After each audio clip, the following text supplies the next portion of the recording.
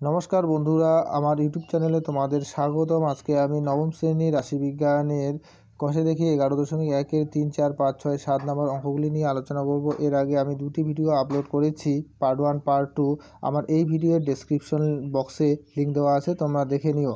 চলো আর কথা না বাড়িয়ে ভিডিওটি শুরু করা যাক। 3 নম্বর অঙ্কটা বলা আছে, একটি ঝুড়িতে অনেকগুলি কমলালেবু রাখা আছে। এই এক ঝুড়ি কমলালেবু থেকে লক্ষ্যহীনভাবে 40টি কমলালেবু নিয়ে তাদের ওজন গ্রামে নিচে লিখলাম। এখানে প্রথম কমলালেবুর ওজন 45 গ্রাম, দ্বিতীয়টির 35 গ্রাম, 30 গ্রাম ইত্যাদি এরকম করে আমাদের এখানে টোটাল 40টা কমলালেবুর ওজন দেওয়া আছে। এবার আমি উপরের তথ্যের একটি পরিসংখ্যা বিভাজন ছক এবং একটি ক্ষুদ্রতর সূচক ক্রমযৌগিক পরিসংখ্যা বিভাজন তৈরি করব। তো চলো আমরা ছকটা তৈরি করে নেই।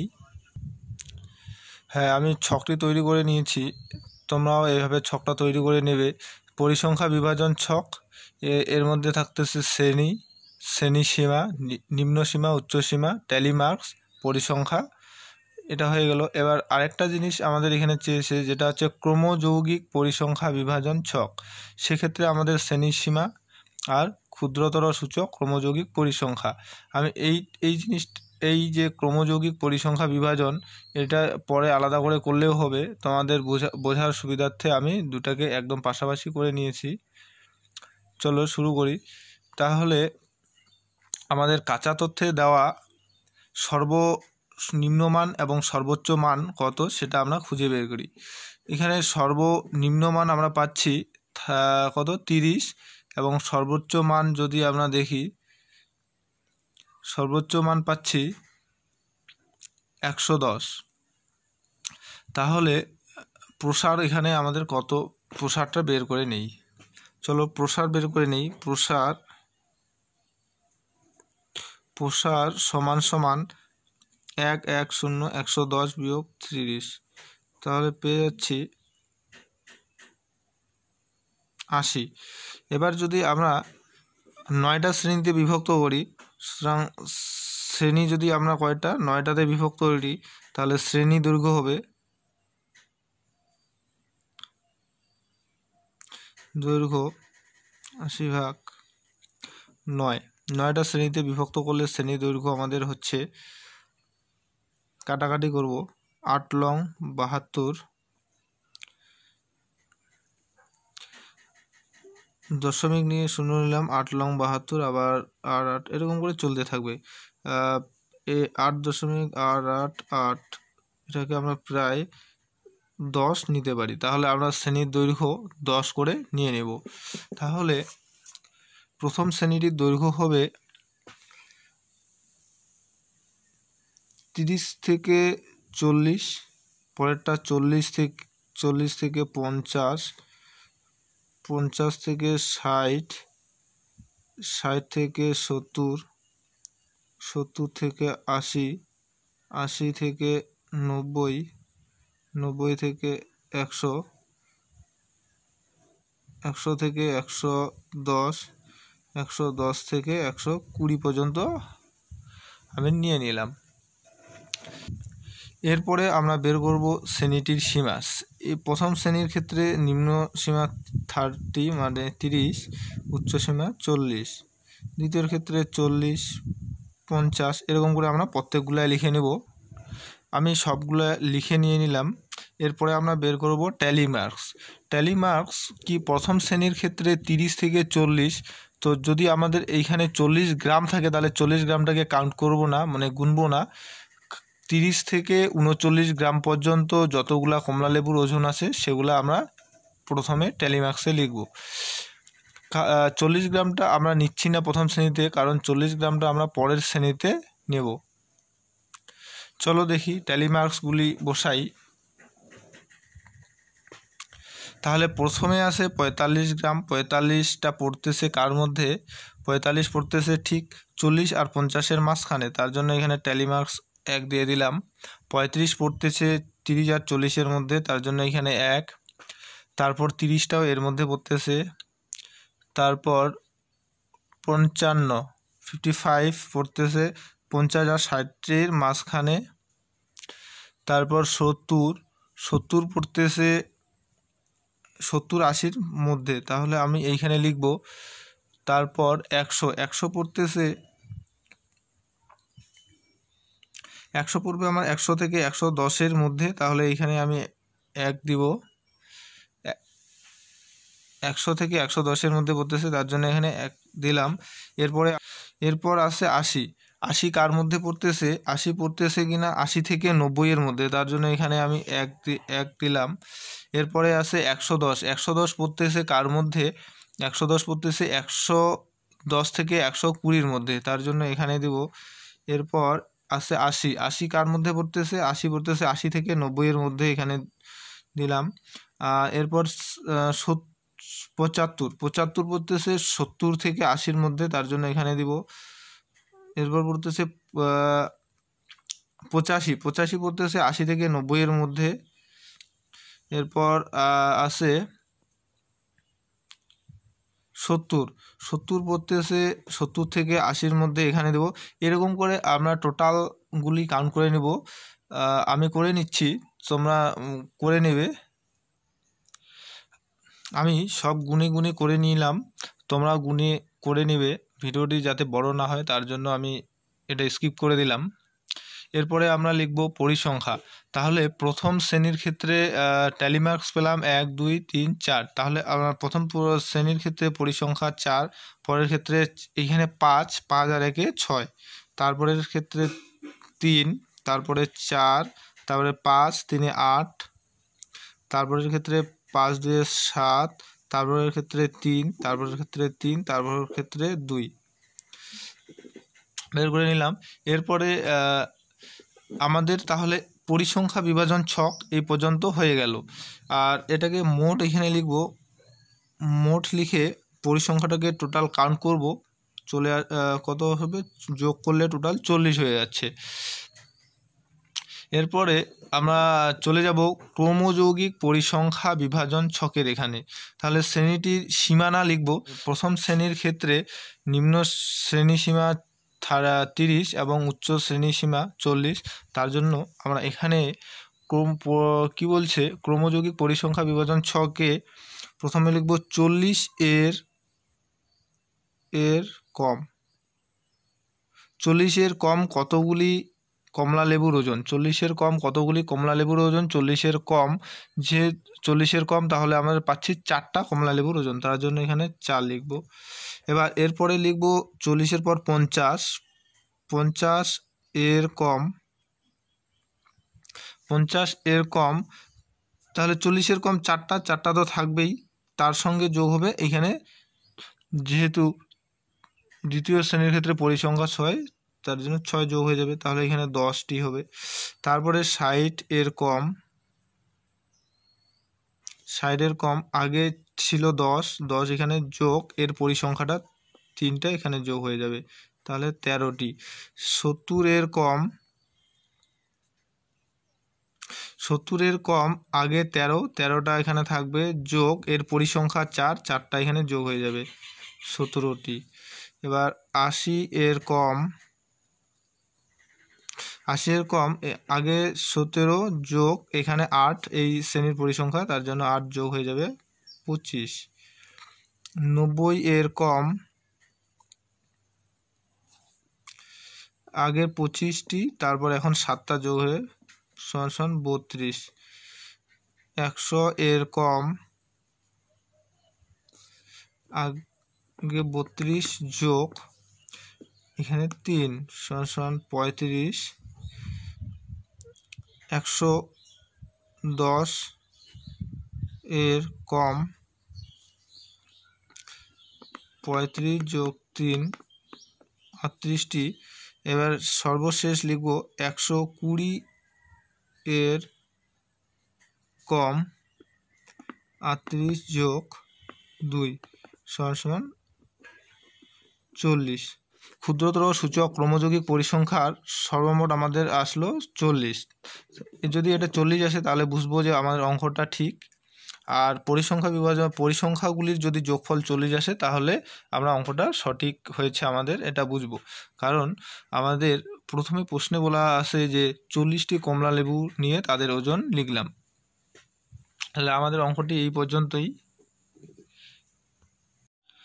তোমাদের 4 নম্বর প্রশ্নটা কি বলা আছে যে মিতালি ও মহিদুল গ্রামের 45টি বাড়ির এই মাসের ইলেকট্রিক বিলের টাকার পরিমাণ নিচে লিখলো। তাহলে প্রথম বাড়িতে ইলেকট্রিক বিল আসছে 116 টাকা, দ্বিতীয় বাড়িতে 127 টাকা, তৃতীয় বাড়িতে 100 টাকা, এরকম করে টোটাল 45টি বাড়িতে যে ইলেকট্রিক বিল এসেছে তার তথ্য সংগ্রহ করেছে। এবার আমি উপরের তথ্যের একটি পরিসংখ্যা বিভাজন তালিকা তৈরি করি। তাহলে চলো পরিসংখ্যা বিভাজন ছকটি তৈরি করা যাক। আমি এখানে ছকটি তৈরি করে নিয়েছি। পরিসংখ্যা বিভাজন ছক, প্রথমে লিখব শ্রেণী, তারপর শ্রেণী সীমা, নিম্ন সীমা, উচ্চ সীমা, টেলিমার্কস আর শ্রেণীর পরিসংখ্যা দেব। তাহলে অঙ্কটা করার আগে আমাদের শ্রেণীর দৈর্ঘ্যটা কত নিতে হবে সেটা আমরা বের করব। শ্রেণীর দৈর্ঘ্য বের করার জন্য আমাদের সর্বনিম্ন মান এবং সর্বোচ্চ মান বের করতে হবে। এখানে সর্বনিম্ন মান যদি পাচ্ছি তাহলে পাচ্ছি 52, আর এবং সর্বোচ্চ মান যদি দেখি তাহলে পাচ্ছি 130। সুতরাং প্রসার বের করব। প্রসার পাচ্ছি 130 বিয়োগ 52, এটা যদি আমরা বিয়োগ করি তাহলে পাচ্ছি 2 আছে 10 মিলাইতে 8, হাতে 1, 6 আছে 13 মিলাইতে 7, তাহলে 78 পাচ্ছি। সুতরাং শ্রেণী দৈর্ঘ্য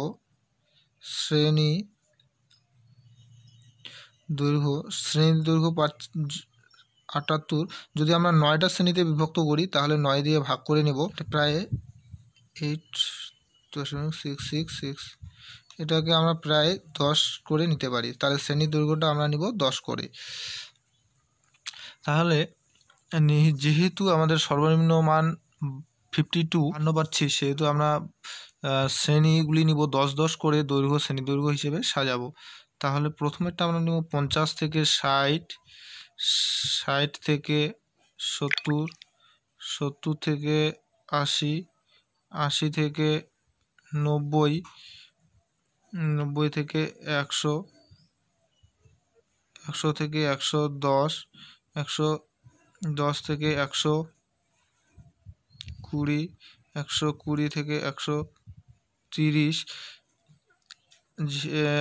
130 থেকে 140। যেহেতু আমাদের সর্বশেষ মান 130, তার জন্য 130 থেকে 140 পর্যন্ত আমরা নিয়ে নেব। এরপরে আমরা শ্রেণীটির সীমা লিখব, নিম্ন সীমা, উচ্চ সীমা। প্রথম শ্রেণীটির ক্ষেত্রে নিম্ন শ্রেণী সীমা 50 এবং শ্রেণীটির উচ্চ সীমা 60। এরকম করে আমরা পরপর করে লিখে নিব। এরকম করে আমি লিখে নিচ্ছি, তোমরা লিখে নিবে। আমি সবগুলো লিখে নিলাম। এরপরে আমরা যাব টেলিমার্কসে। তাহলে প্রথম কত দেওয়া আছে? প্রথম সংখ্যাটা আছে 116 টাকা বিল। 116 টাকা বিল, 116 টাকা আমরা কার মধ্যে পাচ্ছি? 116 পাচ্ছি না, 110 এবং 120-র মধ্যে 116 পাচ্ছি, তার জন্য এখানে আমরা 1 লিখব। এরপরের বিলটা আছে 127 টাকা। 127 টাকা আমরা কার মধ্যে পাচ্ছি? 120 থেকে 130-এর মধ্যে। আর এরপরে আছে 100 টাকা। 100 টাকা কার মধ্যে পাচ্ছি? 100 থেকে 110-এর মধ্যে। এরপর 82 টাকা। 82 টাকা পাচ্ছি 80 থেকে 90-এর মধ্যে। এরপর 80 টাকা 80 থেকে 90-এর মধ্যেই পাচ্ছি। এবার 101 টাকা। 101 টাকা 100 থেকে 110 এর মধ্যে থাকতেছে। 91 টাকা। 91 টাকা থাকতেছে 90 থেকে 100 এর মধ্যে। এরপর 65 টাকা থাকতেছে 60 থেকে 70-এর মধ্যে। এরপর 95 টাকা থাকতেছে 90 থেকে 100 এর মধ্যে। এরপর 89 টাকা থাকতেছে 80 থেকে 90-এর মধ্যে। এরপর 75 টাকা 70 থেকে 80-এর মধ্যে থাকতেছে। এরপর এরকম করে আমি সবগুলা বের করে নিচ্ছি, তোমরা বের করে নিবে। আমি সবগুলা কাউন্ট করে নিলাম। এবার আমরা আসবো শ্রেণীর পরিসংখ্যা। প্রথমের ক্ষেত্রে টেলিমার্ক ট্রু, তার জন্য 2, এখানে 5, 1 6, তার জন্য এখানে 6, এখানে 4, এখানে 4, এখানে 7, এক্ষেত্রে 7, এক্ষেত্রে 6, এক্ষেত্রে 7, এক্ষেত্রে 2। এবার আমরা এই টোটালটাকে যোগ করে দেব, আমার চলে আসবে 45। এখানে 45 আসলো কারণ আমাদের টোটাল পরিবার কতটি? 45টি বাড়ির মধ্যে নেওয়া হয়েছিল, তার জন্য আমাদের পরিসংখ্যা যদি 45 আসে বুঝবো যে আমার অঙ্কটা সঠিক হয়েছে। সুতরাং এইখান থেকেই এই অঙ্কটা শেষ। 5 নম্বর প্রশ্নে মারিয়া একটি হাসপাতালে 300 জন রোগীর বয়স নিচের ছকে লিখল। বয়স বছরে দেওয়া আছে, এখানে 10 থেকে 20 বছর বয়সে রোগীর সংখ্যা 80 জন, 20 থেকে 30 বছর বয়সের রোগীর সংখ্যা 40 জন, 30 থেকে 40 বছর বয়সের রোগীর সংখ্যা 50 জন, 40 থেকে 50 বছর বয়সের রোগীর সংখ্যা 70 জন, 50 থেকে 60 বছর বয়সের রোগীর সংখ্যা 40 জন এবং 60 থেকে 70 বছর বয়সের রোগীর সংখ্যা 20 জন। এবার আমি উপরের তথ্যের বৃহত্তর সূচক ক্রমযৌগিক পরিসংখ্যা বিভাজন তালিকা তৈরি করব। তাহলে আমরা ছকটা প্রথমে তৈরি করে নিব। বৃহত্তর সূচক ক্রমযৌগিক পরিসংখ্যা, প্রথমে লিখব শ্রেণী, বয়সে রোগীর সংখ্যা, পরিসংখ্যা, আর শ্রেণীর সীমানা লিখব, আর বৃহত্তর সূচক ক্রমযৌগিক পরিসংখ্যা লিখব। তাহলে আমরা পরপর শ্রেণীগুলি বসিয়ে নেব। প্রথম শ্রেণীটি দেওয়া আছে 10 থেকে 20 বছর বয়স, দ্বিতীয়টি 20 থেকে 30 বছর বয়স, তৃতীয়টি 30 থেকে 40, 40 থেকে 50, 50 থেকে 60, 60 থেকে 70। তাহলে রোগীর সংখ্যা বা পরিসংখ্যাটা আমরা কি লিখব? 10 থেকে 20 বছর বয়সে রোগীর সংখ্যা 80 জন, 80, পরের ক্ষেত্রে 40, 50, 70, 40, 20। এবার শ্রেণী সীমানা লিখব। প্রথম শ্রেণীর সীমানা লিখব 10 বা 10 এর বেশি, দ্বিতীয় ক্ষেত্রে লিখব 20, 20 বা 20 এর বেশি, 30 বা 30 এর বেশি, এরকম করে প্রত্যেকটা লিখে যাব। 40 বা 40 এর বেশি, 50 বা 50 এর বেশি, 60 বা 60 এর বেশি লিখে নিলাম।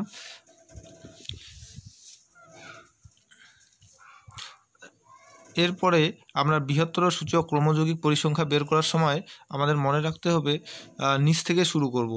তাহলে দেখব 60 এর বেশি কতগুলি রোগী, 60 বা 60 এর বেশি রোগীর সংখ্যা টোটাল 20টি। তাহলে আমরা প্রথমে লিখব 20টি। এবার বলছে 50 এর বেশি, 50 বা 50 এর বেশি রোগীর সংখ্যা। তাহলে আগের 20টি যে পেশেন্ট ছিল বা 20টা রোগী ছিল, এই 20টি রোগী 50 বছরের বেশি, নিশ্চয় তাহলে এখানে 20 সাথে যোগ হবে এইখানকার 40 সমান 60 জন। এরপরে যদি আমরা 40 বছরের বেশি দেখি, আগের 60 জন তো থাকবে, প্লাস তার সঙ্গে যোগ হয়ে যাবে 70, তাহলে 130 জন। এরপরে আমাদের এই 130 থাকবেই, যোগ তার সঙ্গে যোগ হয়ে যাবে 50 জন, 180 জন। এরপরে 180 জনটা এখানে চলে আসবে, 180 যোগ তার সঙ্গে 40 যোগ হবে, তাহলে 220 জন। এই 220 যোগ 80 জন সমান 300 জন। তাহলে আমাদের মোট রোগীর সংখ্যা ছিল 300 জন, 300 আমরা পেয়ে গেলাম। 10 বা 10 এর বেশি রোগীর সংখ্যা টোটাল 300 জন। এবার 20 বা 20 এর বেশি রোগীর সংখ্যা 220 জন, 30 বা 30 এর বেশি রোগীর সংখ্যা 180 জন। এরকম করে আমরা বের করলাম 60 এর বেশি রোগীর সংখ্যা 20 জন। তাহলে 60 বছর বয়সের বেশি রোগীর সংখ্যা 20 জন। এ পর্যন্তই করলেই আমাদের অঙ্কটা শেষ। বৃহত্তর সূচক ক্রমযৌগিক পরিসংখ্যা এভাবে আমরা বের করব।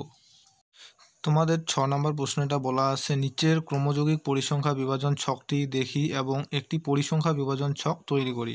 তাহলে আমাদের এখানে একটা ক্রমযৌগিক পরিসংখ্যা বিভাজন ছক দেওয়া আছে, এখান থেকে আমাদের পরিসংখ্যা বিভাজন ছক তৈরি করতে হবে। তাহলে চলো আমরা একটা ছক তৈরি করে নিই আগে। পরিসংখ্যা বিভাজন ছক, প্রথমে লিখব শ্রেণী, তারপর ছাত্রছাত্রীর সংখ্যা অর্থাৎ পরিসংখ্যা, শ্রেণীর সীমা, নিম্নসীমা, উচ্চসীমা, শ্রেণীটির সীমানা, নিম্নসীমানা, উচ্চসীমানা, শ্রেণীটির মধ্যমান, এটাকে এক্স বার দিয়ে লেখা হয়, শ্রেণীর অন্তর, পরিসংখ্যা, ঘনত্ব, এগুলো বের করতে হবে আমাদের। তো চলো প্রথম শ্রেণীটির ক্ষেত্রে কি দেওয়া আছে। প্রথম শ্রেণীটির ক্ষেত্রে দেওয়া আছে 10-এর কম। 10-এর কম মানে আমরা শ্রেণীটি নিব 0 থেকে 10-এর মধ্যে। তাহলে আমাদের 0 থেকে 10-এর মধ্যে ছাত্রছাত্রীর সংখ্যা 17 জন। এরপরে শ্রেণীটি আছে 20-এর কম। 20-এর কম অর্থাৎ 10 থেকে 20-এর মধ্যে নিব।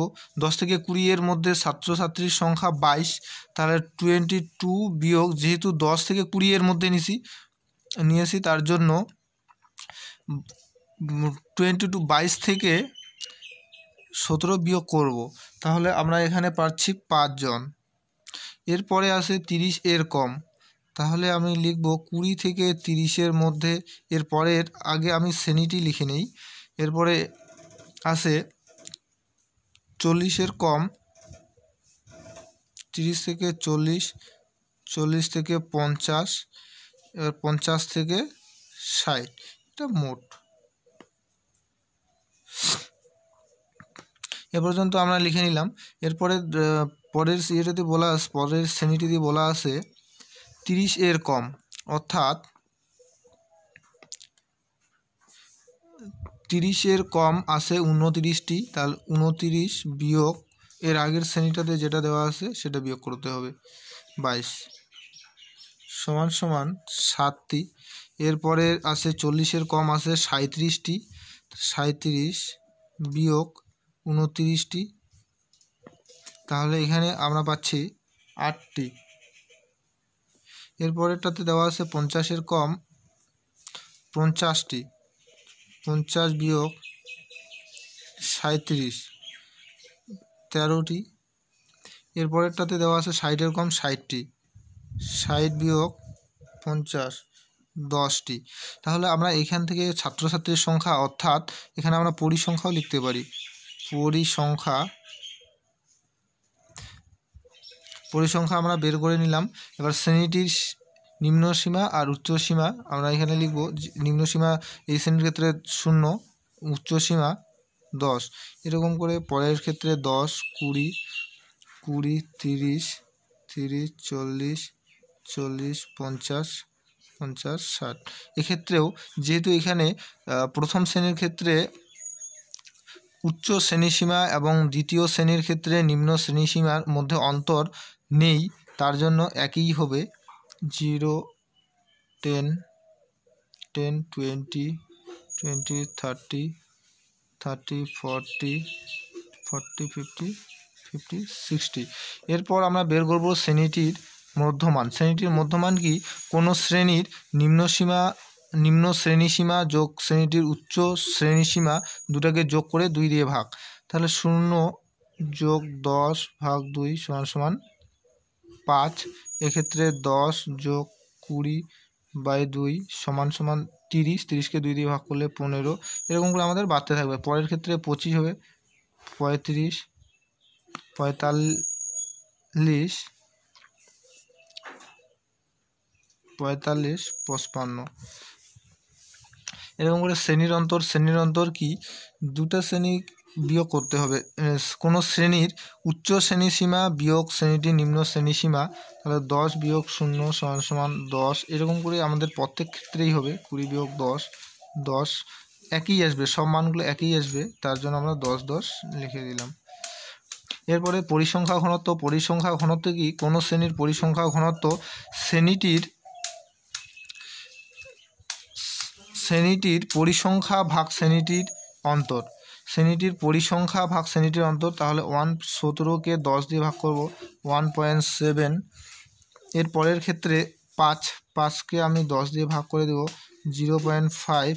এরকম করে পরের ক্ষেত্রেও আসবে 7 ভাগ 10, 0.7।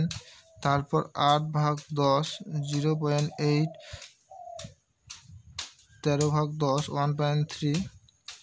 10 ভাগ 10 সমান সমান 1। পরিসংখ্যাটাকে যোগ করে লিখতে পারো। পরিসংখ্যাটাকে যোগ করে লিখলে আমাদের দাঁড়াচ্ছে টোটালটাকে আমরা যদি যোগ করে দেখি তাহলে আমরা দাঁড়াচ্ছে 60, মোট 60 জন। আমাদের অঙ্কটা এখান থেকেই শেষ। তোমাদের 7 নম্বর প্রশ্নটিতে বলা আছে নিচের ক্রমযৌগিক পরিসংখ্যা বিভাজন ছকটি দেখি এবং একটি পরিসংখ্যা বিভাজন ছক তৈরি করি। প্রথমে দেওয়া আছে প্রাপ্ত নম্বর আর এক পাশে দেওয়া আছে ছাত্রছাত্রীর সংখ্যা। 60-এর বেশি নম্বর পেয়েছে 0 জন, মানে একজনও পায় নাই।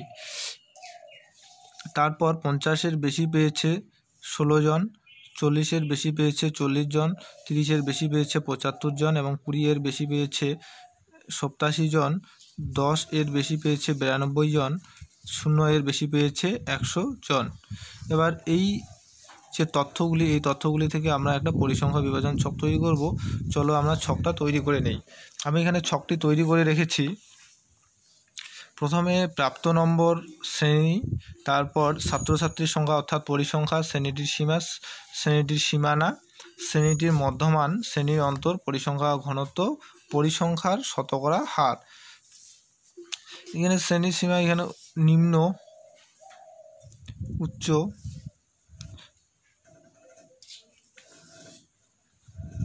এভাবে লিখে নিতে পারো। তাহলে আমরা শ্রেণীটি তৈরি করব। 60-এর প্রথমে নিব 0 থেকে 10, 10 থেকে 20, 20 থেকে 30, 30 থেকে 40, 40 থেকে 50, 50 থেকে 60 এই পর্যন্তই আমরা লাস্ট নিব, কারণ 60-এর বেশি 0 জন। সুতরাং এবার আমরা প্রথম শ্রেণীটাতে নিব 0 থেকে 10-এর মধ্যে, 10-এর বেশি নিব না। তাহলে আমরা অঙ্কটাতে যাব 0-এর বেশি অর্থাৎ 0 থেকে 10-এর মধ্যে, কিন্তু এই 10-এর বেশি মানে 10-এর বেশি মানে অর্থাৎ 11 থেকে শুরু হচ্ছে, এর মান হচ্ছে 92 জন। তাহলে আমরা প্রথম শ্রেণীতে নিব 0-এর বেশি কতজন, 100 বিয়োগ 92, তাহলে আমরা পাচ্ছি 8 জন। এরপরে 10 থেকে 20-এর মধ্যে, নিশ্চয়ই এর মধ্যে থাকতেছে 10 থেকে 20-এর মধ্যে, মানে এই যে 92 থেকে বিয়োগ করব 87,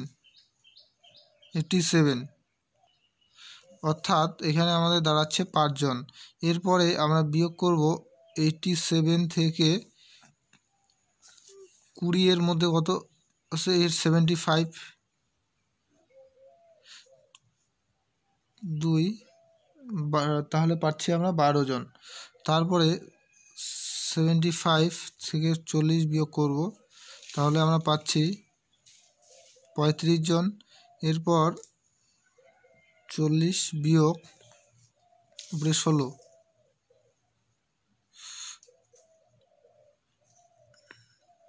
24 জন পাচ্ছি। তারপরেই 10 বিয়োগ 0 অর্থাৎ 16 জন পাচ্ছি।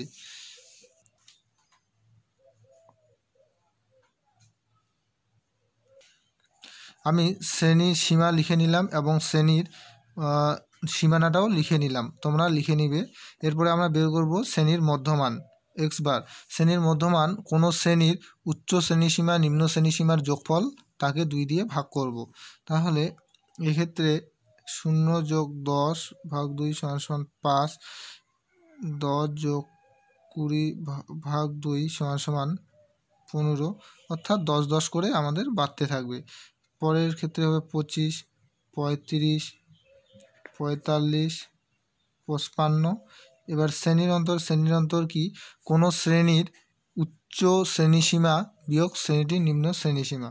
তো 10 বিয়োগ 0 সমান 10, 20 বিয়োগ 10 সমান 10, এরকম করে আমাদের প্রত্যেকটাই একই আসবে, অর্থাৎ 10 10 10 10 লিখে দিলাম।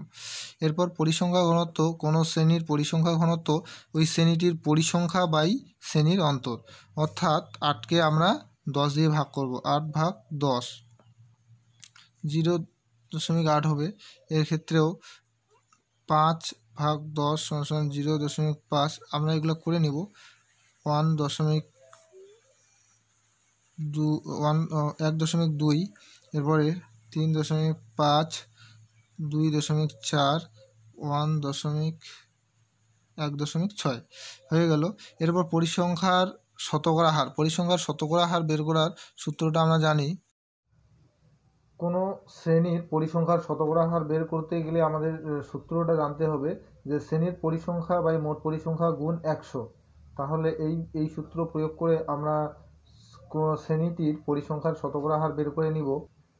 সুতরাং প্রথম শ্রেণীর ক্ষেত্রে পরিসংখ্যার হার পেলাম আমরা 8%, দ্বিতীয় শ্রেণীর ক্ষেত্রে 5%, তৃতীয় শ্রেণীর ক্ষেত্রে 12%, এরকম করে আমরা করে নিলাম। আমরা অঙ্কটা এই পর্যন্তই শেষ। অঙ্কগুলো যদি বুঝতে পারো তাহলে অবশ্যই লাইক, কমেন্ট, শেয়ার এবং সাবস্ক্রাইব করে পাশে থাকা বেল আইকনটি বাজিয়ে দাও। ধন্যবাদ।